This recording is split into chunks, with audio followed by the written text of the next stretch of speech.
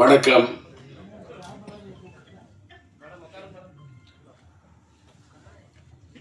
இன்று என் மகன் சிலம்பரசன் அவர்களுடைய பிறந்த நாளை, அந்த பிறந்த நாள் கொண்டாட்டத்தை சிலம்பாட்டத்துடன் சேர்த்து கொண்டாட வேண்டும் என்று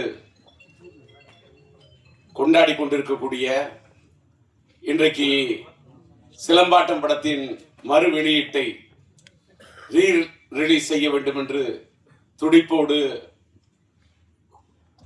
ஒரு எழுச்சியோடு ஈடுபட்டுக் கொண்டிருக்கக்கூடிய எல்மா பிக்சர்ஸ் எத்திராஜ் அவர்களே, அவருக்கு கரம் கொடுக்க அவரோடு இணைந்து பணியாற்றக்கூடிய இனிய நண்பர், தயாரிப்பாளர், ட்ரீம் வாரியர் பிக்சர்ஸ் உடைய அன்பு நண்பர் குகன் அவர்களே, மற்றும் இந்த படத்தை இயக்கி ரசிகர்களை அந்த காலகட்டத்தில் அவர்களுடைய மனங்களை எல்லாம் மயக்கி தனக்கென்று ஒரு தனி இடத்தை பிடித்த படத்தின் இயக்குனர், என்னுடைய குடும்ப நண்பர் என்று அவர் சொன்னார். உளுந்தூர்பேட்டை சண்முகம் அவர்களை, கவிஞரை பற்றி. அவர் எங்களுடைய குடும்ப நண்பர், என் மனைவி இல்லத்தை சார்ந்தவர்களுக்கு ரொம்ப நெருங்கிய நண்பர். அவர் வீட்டிலே இருக்கக்கூடிய அவருடைய மகளை நான் என் படத்திலே பாட வைத்திருக்கின்றேன். என்னுடைய மகன் படத்திலே சரவணன் இயக்குனராக பணியாற்றி இவ்வளவு ஒரு பிரம்மாண்டமான படத்தை தந்திருக்கிறார் என்று சொன்னால், அப்படிப்பட்ட சரவணன் இன்றைக்கு இங்கே வந்து மேடையிலே வாழ்த்தி அமைந்திருக்கின்றார். அதை போல இங்கே வரவேற்று பேசிய, நல்ல பேருக்கேற்றவாறு கன்னி தமிழிலே கவிதை நடையிலே எல்லோரையும் வரவேற்று பேசிய அன்பு சகோதரி கவிதா இங்கே அழகாக, அற்புதமாக, தெளிவாக,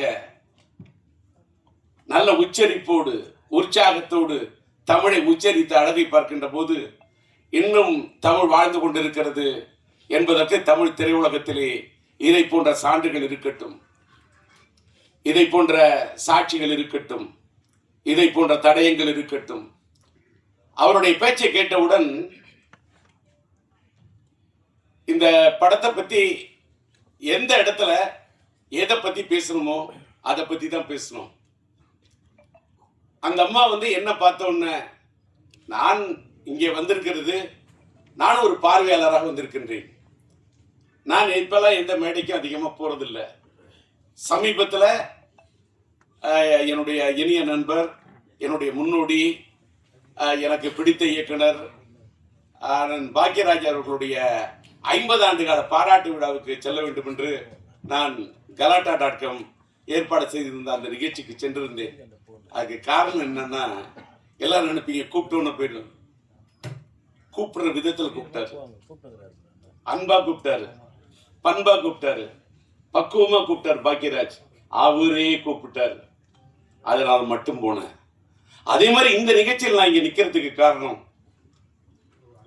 ஒரு விநியோகஸ்தரை மதிக்க வேண்டும். இன்னைக்கு வந்து நம்ம எல்மா பிக்சர்ஸ் எத்திராஜ் இந்த படத்தை வெளியிடுகிறார் என்று சொன்னால், ஏதோ எங்க இருந்தோ ஒரு கரும்பு தோட்ட வியாபாரம் பண்ணிக்கிட்டு இருந்தேன், நான் காய்கறி வியாபாரம் பண்ணிக்கிட்டு இருந்தேன், ஆனாலும் எனக்கு சினிமா மேல ஈடுபாடு, யாருக்கு வேணாலும் சினிமாவில் ஈடுபாடு வரலாம், அது வேற விஷயம். வந்து அவங்க சினிமாவை ரசிக்கலாம், சினிமாவில் என்ன வேணா பண்ணலாம். ஆனால் அவர் விநியோகஸ்தராக இருந்து கிட்டத்தட்ட எனக்கு தெரிஞ்சு ஒரு 15 படங்களுக்கு மேல, என்னுடைய மகனுடைய மாநாடா இருக்கட்டும், மார்க்கண்டரியா இருக்கட்டும், மார்த்தட்டி சொல்லக்கூடிய அளவுக்கு படங்களை, அது அவர் கோயம்புத்தூரை சேர்ந்தவர், அத்தனை படங்களை வெளியிட்டு பார்த்தவர். அவருக்கு இந்த படத்தின் மீது ஒரு தாளாத ஒரு இது.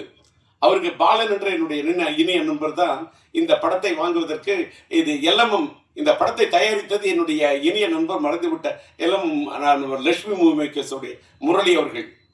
இந்த சரவணன் சொன்ன மாதிரி இந்த படத்துடைய பட்ஜெட் பெரிய பட்ஜெட். அந்த காலகட்டத்தில் இந்த படம் ரொம்ப பெரிய பட்ஜெட்.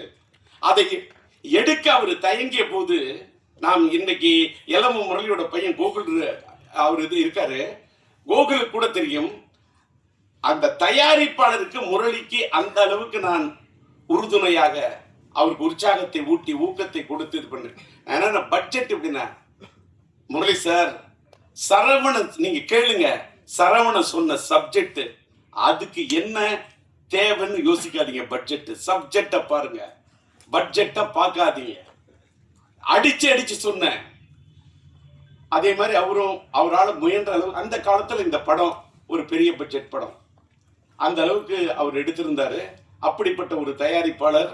அந்த படம் அந்த காலத்திலேயே இதுல வந்து என்னோட சிலம்புடைய இனிய நண்பர் என்னுடைய காதல் எழுதுதலை படத்தில் இது பண்ணி, அதுக்கப்புறம் மன்மதன் படத்தில் சிலம்பால இது பண்ணப்பட்ட நம்முடைய நண்பர் சந்தானம் இந்த படத்துல அற்புதமான காமெடி ரோல் பண்ணியிருப்பாரு.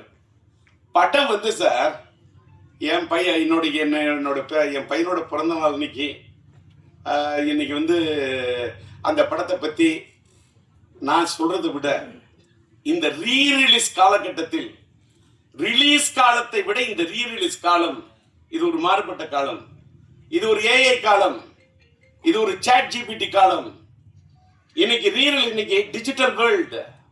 படங்கள்லாம் இன்னைக்கு டிஜிட்டல் அவுட்புட்ல இன்னைக்கு இருக்கக்கூடிய சவுண்டு எல்லாமே வேற ரேஞ்சு. நான் அதை என்ன சொல்றேன்னு சொன்னாக்கா, நான் அப்படி பார்க்குறேன், படத்தை பார்க்குறேன், பிரமிக்க வைக்குது. என் பையங்கிறதெல்லாம் அதெல்லாம் தூக்கி அந்த வைக்கணும். நான் முதல்ல படைப்பாளி அப்படிங்கிறத விட நான் பெரிய ரசிகன்.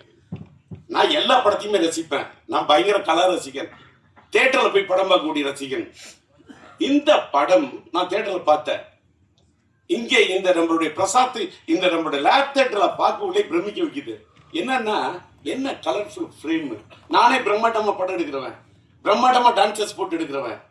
அந்த தமிழன் அந்த பாட்டுக்கு தமிழன்னு சொல்லக்கூடிய அந்த பாட்டுக்கு என்ன கலர்ஸ், என்ன டான்சஸ், என்ன கோரியோகிராஃபி, அதுல என்ன ஆர்ட் டைரக்ஷன், அதுல வந்து ஒரு ஒவ்வொரு ஃப்ரேமும் அந்த ஃப்ரேம் ஒன்னொன்னுத்திலையும் அது ஜொலிக்குதுன்னா பேசிக்கலி அவர் கேமராமேன், அந்த ஒளிப்பதிவாளராக இருந்து தன் உள்ளத்தில் பதிவு செய்த விஷயத்தெல்லாம் படத்தில் எடுத்துக்காரு. என்னடா இதுன்னா, ஒரு படத்தை பத்தி பேச வந்தா அதை பத்தி பேசணும், அதோட இயக்குனரை பத்தி பேசணும், அந்த படத்தை இன்னைக்கு பெரும் முயற்சி எடுத்து ரிலீஸ் பண்ணக்கூடிய எத்திராஜை பத்தி பேசணும். அதுக்கு வந்து இந்த படத்துக்கு உறுதுணையாக இருந்து கரம் கொடுத்தது, இந்த படத்தில் நடித்தது என் மகன், அவரு இந்த படத்துக்கு உறுதுணையாக இருந்தது தயாரிப்பாளர் குகன். நான் என் மகனையும் பார்க்கின்றேன், குகனையும் பார்க்கின்றேன். இன்னொன்னு, இந்த படத்தில் நடித்த ஆர்டிஸ்ட் அத்தனை பேருமே, சந்தானமா இருக்கட்டும், Santhanam yes, Saravanan director yes, சிம்புவோட அந்த தமிழ் கதாபாத்திரத்தில் உயிர் கொடுத்து நடிச்சிருப்பாங்க அந்த அம்மா ஸ்னேகா, அது எஸ். சிலம்பரசனும் ஸ்னேகாவும் அந்த மச்சான் மச்சான் பாட்டு இருக்கு பாருங்க. என்ன மச்சான் மச்சான் பாட்டு, ஒரே ஒரு பாட்டு, தச்சான் மனச தச்சான்னு சொல்லக்கூடிய நான் முத்துக்குமார் எழுதின அந்த பாட்டு, அவங்க ரெண்டு பேரும் வரக்கூடிய அந்த பாட்டு அவ்வளவு பிரம்மாண்டம் எடுத்திருப்பாரு. அப்படியே சும்மா அந்த அவுட்டோர்ல அந்த பாட்டோடைய அந்த பாட்டை எடுக்கிறதுக்கு என்ன வந்து சரவணன் முயற்சி பண்ணிட்டு இருப்பாரு. எல்எம் முரளி வந்து சொன்னப்ப அந்த பாட்டு படத்துல அவ்வளவு லவ்லியா இருக்கும். அது வந்து அந்த இளையராஜா அண்ணன் பாடியிருப்பாரு. அந்த பாட்டை அந்த ரெண்டு பேரையும், சிலம்பரசன் ஸ்னேகா ரெண்டு பேரையும் பார்த்தாக்கா, சிலம்பரசன் ஒரு எஸ், ஸ்னேகா அந்த அம்மாவுக்கு ஒரு இனிஷியல் எஸ், இந்த எஸ் சேர்ந்தா டபுள் எஸ், அதாவது எஸ்எஸ். அதாவது நம்ம எஸ்எஸ் சொன்னா ஸ்டெயின்லெஸ் ஸ்டீல்னு சொல்லுவோங்களா, அதுதான் எஸ்எஸ் சொல்லுவோம். அத மாதிரி எவர் கிரீன் ஸ்டெயின்லெஸ் ஸ்டீல் மட்டும் இல்ல, அது ஒரு stainless steel plus A feel. என்ன லவ், என்ன ரொமான்டிக், என்ன யதார்த்தமா இருக்கும் தெரியுமா அந்த பாட்டு. நான் முத்துக்குமார் அப்படியே அந்த பாட்டு அப்படி திட்டி இருப்பாரு. அப்புறமா தமிழன் பாட்டுக்கு நம்முடைய மறந்து விட்ட அண்ணன் வாலி அந்த பாட்டு அப்படியே அற்புதமா திட்டி இருப்பாரு. எல்லாத்த விட அந்த காலத்துல எல்லா பப்ளியும் எல்லா யூத்தும் கொண்டாடின பாட்டு தான் அந்த வேர் இஸ் த பார்ட்டி. அந்த பாட்டு படமாக்கப்பட்டது டிஆர் சிம்பு கார்டன்ல எங்க தோட்டத்தில் தான் எடுத்தாங்க. சரவணனுக்கு தெரியும். இன்னைக்கு டிஆர் கார்டன், சிம்பு கார்டன் அன்னைக்கு சிலம்பாட்டம் எடுத்த காலத்து கட்டத்தை கூட இன்னைக்கு வேற கட்டத்துல மாறி இருக்கு. இது என்னன்னா, அந்த அளவுக்கு இந்த படத்தை ஒரு நல்ல நேர்த்தியாக எடுக்கப்பட்ட படம் இன்னைக்கு ரீரிலீஸ் பண்ணா, இது ரீரிலீஸுக்கு ஒரு ஆப்டான படம் என்பதை எல்மா பிக்சர்ஸ்க்கு சொல்றேன். ஏன்னா இன்னைக்கு வந்து சமீபத்தில் வந்த படங்கள்ல லவ் ஸ்டோரிஸ் பயங்கரமா ப்ரூவ் பண்ணுது அப்படின்றத ஒத்துக்கிட்டாங்க. அத்தனை படங்கள் வாரணமாயிரமா இருக்கட்டும், நான் உதாரணம் எத்தனையோ சொல்லலாம். என்னுடைய பையனுடைய வாழ்க்கையில என்னையே கீழே தள்ளக்கூடிய அளவுக்கு மனசுல யோசிக்க வச்ச படம் லவ் ஸ்டோரியில. நானே ஒரு தடவை ஏதாவது கொடுத்தவன், ரயில் பயணம் கொடுத்தவன், கிளிஞ்சல் மியூசிக் பண்ணவன், மைதிலி காதல் எடுத்தவன், உயிருள்ள வருஷம் எடுத்தவன், இன்னைக்கு உயிருள்ள வருஷம் கூட ரீரிலீஸ் பண்றேன். That is different. எத்தனையோ லவ் ஸ்டோரி கொடுத்துருக்கேன், பூக்களை பறிக்காலத்தில் மியூசிக் பண்ணியிருக்கேன். ஆனா என்னையே என் வாழ்நாளிலேயே என்னையே திகைக்க வச்சு ரசிக்க வச்ச ஒரு பெரிய லவ் ஸ்டோரி விண்ணை தாண்டி வருவாயா. இன்னைக்கு லவ் ஸ்டோரிக்கு இன்னைக்கு இல்ல சார், டி ராஜேந்தர் இல்ல, இன்னைக்கு இல்ல. அது கல்யாண பரிசு காலமா இருந்தாலும் சரி, தேவதாஸ் காலமா இருந்தாலும் சரி, வசந்த மாளிகை காலமா இருந்தாலும் சரி, மறைந்து விட்ட மக்கள் திலகம் அவர்களுடைய அன்பேவா காலமானாலும் சரி, லவ் ஸ்டோரி தான். அதை ஒண்ணுமே ரீப்ளேஸ் பண்ணவே முடியாது. அது அன்னைக்கு இல்லைனாலும் அது ஒரு லேண்ட்மார்க் தான். அப்படி ஒரு விண்ணை தாண்டி வருவாய், அப்படி ஒரு லவ் ஸ்டோரி அது. ஆனா ஆக்ஷன் படமும் ரீ ரிலீஸ்ல நிக்குங்கிறத ப்ரூவ் பண்ணது நம்முடைய அல்டிமேட் ஸ்டார் அஜித்தோட மங்காத்தா ரீ ரிலீஸ்யா. அது கூட அத்தனை புது படத்தை விடுறாங்க, நிக்கலையே, புது படங்கள் விக்கலையே. என்ன காரணம்? கரெக்டா புரிஞ்சுக்கிட்டு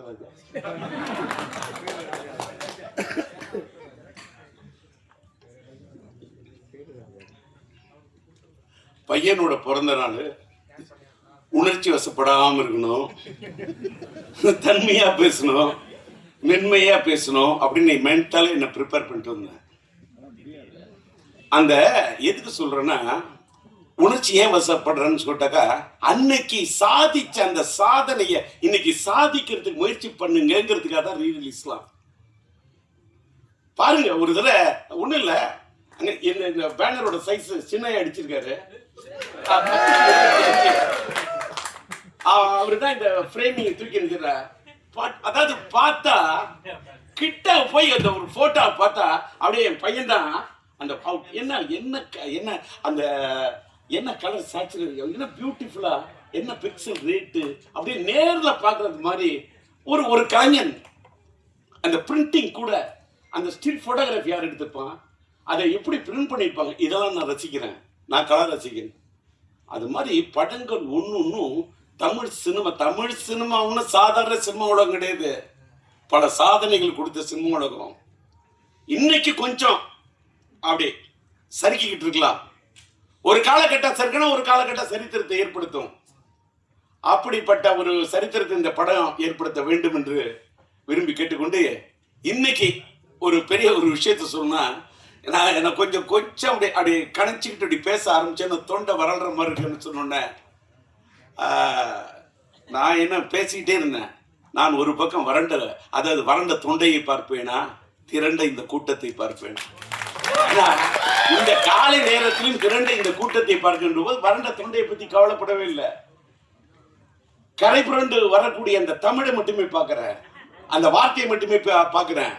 சார் அவர் சொன்னார் பாருங்க சார், காலத்துக்கு வாலி என்ன எழுதுன தமிழனை பத்தி ஒரு தமிழை பத்தி ஒரு பாட்டு. இந்த பாட்டு படத்துல கேரக்டர் செக்ஷன் பேரே தமிழியா.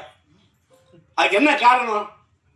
உளுந்தூர்பேட்டை சண்முகம் பையனுக்கு பச்ச பேரு சரவணன். சிலம்பரசன் நடிச்ச படம் சரவணன். டிஆர் டைரக்ட் பண்ண படம் எங்க வீட்டு வேலை. எங்க வீட்டு வேலை நடிச்சது அந்த காலத்துல நம்மளுடைய இளைய தளபதி விஜய் அவர்களோட படத்துல கலக்கின சங்கீதாமா இருக்காங்களே, அவங்க என்னுடைய எங்க வீட்டு வேலை படத்துல சிலம்பரசனுடைய அந்த அந்த அந்த காலத்து படத்தில் நடிச்சவங்க. அந்த அப்படிப்பட்ட சரவணன் குடும்ப நண்பர், அந்த தமிழ் பெயர், அவங்க அப்பாவோட பேர் உளுந்தூர்பேட்டை சண்முகம். என்ன முருகனை பத்தி எத்தனை பாட்டு, என்ன நயம், என்ன கலைநயம், என்ன கவிநயம். அப்படி எழுதினவரோட பையனுடைய படைப்பு. படத்துக்கு தலைப்பு வைக்கணும்னா தமிழ், கதாநாயகன் பேர் தமிழியா, படத்தோட டைட்டில் சிலம்பாட்டையா. என் பையனுக்கு நான் வச்ச பேர் சிலம்பரசன். அது அழகா எடுத்து சொன்னது. எனக்கு பிடித்த ஒரு பெரிய 50 காப்பியங்கள் சிலப்பதிகாரம். எனக்கு பிடிச்சது அந்த இளங்கோவன். என்னால வாழ்க்கையில் இளங்கோவன் வாழ்க்கையில் வாழ முடியாது. இளங்கோவன் படைத்தது அந்த சிலம்பு. இந்த ராஜேந்திரன் கண்டெடுத்தது இந்த சிலம்பு. எனக்கு கிடைச்ச ஒரே சிலம்பு இந்த சிலம்பு தான். அவன் காற்சிலம்பை வைத்துக் கொண்டு விளையாடினான், நான் என் கையில் கிடைத்த சிலம்பை வைத்துக் கொண்டு விளையாடினேன். அப்படிப்பட்ட என் மகனுக்கு சிலம்பரசன் என்று பெயரை வைத்து, அந்த சிம்பு என்ற பெயர் கூட சிலப்பதிகாரத்தின் அடுத்த இருந்து யாருக்கும் தெரியாது. ஏதோ சிலம்பரசனை சுருக்கி சிம்புனோம், அதையும் தமிழோட தான் கூப்பிடுவேன். என் பையனை சிலம்புன்னு கூப்பிடக்குள்ளேயே என்னமோ அரும்பு பூக்கிற மாதிரி இருக்கும். அப்படியே தை மாசத்து கரும்பு தோட்டத்தையே கடிச்சு சாப்பிட சிலம்பு, அப்படியே கரும்பு சாப்பிடுற மாதிரி சிலம்புன்னு அப்படி தமிழை சொல்லி சொல்லி வளர்த்தோம் சார். அதாவது எல்லாரும் எத்திராஜிங்க எல்லாரும் பையனை பொத்தி பொத்தி வளர்ப்பாங்க. நான் என் பையனை பொத்தி பொத்தி வளர்த்ததே இல்லை. எத்துவேன், ஃபைட்டு போட, வாங்கடா குத்து, அட்ரா, ட்ரம் அடிக்கணும், அடிக்கணும், ட்ரம் அடிக்கணும், டீட்டோட அடிக்கணும்.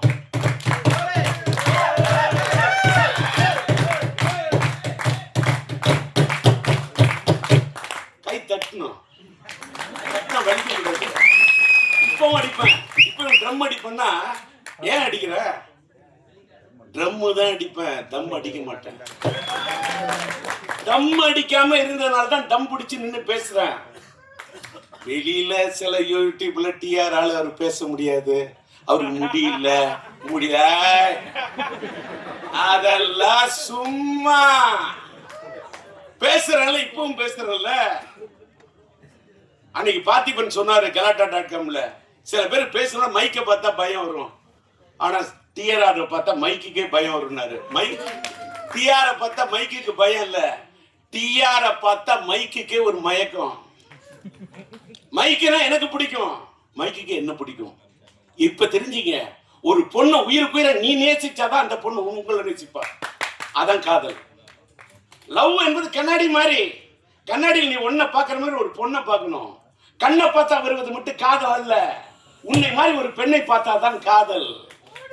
என்ன இந்த வயசுல இந்த காதலை பத்தி பேசுறான். அதனாலதான் உயிரில் ஒரு விஷயம் இந்த மாசமே வேலண்டைன்ஸ் டே காதலர் தினத்தை ஒட்டி வருது. ரீரிலீஸ்க்கு ரெடி ஆயிட்டேன். ஆக்சுவலா பாத்தீங்கன்னா இப்பதான் மேட்ருக்கே வர்றேன். இன்னைக்கு இந்த இடத்துல என்னுடைய படம் உயிருள்ள ஒரு விஷயம் படத்துக்கு நான் டிஆர் டிஜி மியூசிக் என்ற ஒரு மியூசிக் கம்பெனி ஆரம்பிச்சு அதுல உயிருள்ள ஒரு விஷயம் படத்துடைய ஆடியோ ரிலீஸ் பண்ணணும்னு நான் பிரசாத்ல இந்த தியேட்டர் லேப் தியேட்டர் பிரசாத்ல நம்ம ஜோதி தான் என்னுடைய நண்பர், அவர்கிட்ட சொல்லி புக் பண்ணி வச்சிருந்தேன். ஆனால் எத்திராஜ் சார் அவர்களும் நம்முடைய ரியாஸ்டர் பணியாற்ற என்னுடைய நண்பன் பிஆர்ஓ நம்முடைய ராஜாவும் நாங்க வேற ஒரு இடத்துல இந்த ஃபங்க்ஷன் முயற்சி பண்றோம், ஆனா ஒரு சூழ்நிலை இல்லை, எங்களுக்கு பிரசாத்தில் தான் வைக்கிற மாதிரி இருக்கும், அந்த காலை நேரத்தை நீங்க புக் பண்ணி வச்சிருக்கீங்களா, நீங்க விட்டு தரணும் அப்படின்னு கேட்டாரு. அது மட்டுமல்ல, எத்திராஜை வச்சுக்கிட்டே சொல்றேன், இதே 6ஆம் தேதி உயிருள்ள விஷயம் ரீரிலீஸ் பண்ணோம். எனக்கு பிப்ரவரி மாசம் 4ஆம் தேதி மைதிலினை கதை ரிலீஸ் பண்ணேன். பிப்ரவரி மாசம் 5ஆம் தேதி என் தங்கி கலன் ரிலீஸ் பண்ணேன். 214 நான் பண்ண படங்கள்லாம் பிப்ரவரியில நிறைய ஹிட் கொடுத்துருக்கேன். பிப்ரவரி மாசம் எனக்கு பிடிச்ச ஒரு மாசம். அது ஒரு வேளை எனக்கு பிடிச்ச மாசம் நான் காதலர் தினம் வரக்கூடிய மாசமோ என்னமோ, அதனாலயா அதே மாதிரி பிப்ரவரி மாசம் தான் என் மனைவி பிறந்த நாள். என் மனைவி பிறந்த நாள் இந்த மாசத்தை பிடிக்குமா, இல்ல காதலர் தினம் வர்றதுனால எனக்கு பிடிக்குமா, இல்ல என் மனைவி மேல இருக்கக்கூடிய காதல் உயிருள்ள ஒரு விஷயம் இந்த காதல் இருக்கிறனால இந்த மாசம் பிடிக்குமா. இந்த மாசத்துல இந்த அதுவும் பிப்ரவரி 6 எனக்கு இந்த பிடிச்ச தேதி. நானே டிஆர், எனக்கு பிடிச்சது 6, அதனால 6ஆம் தேதி படம்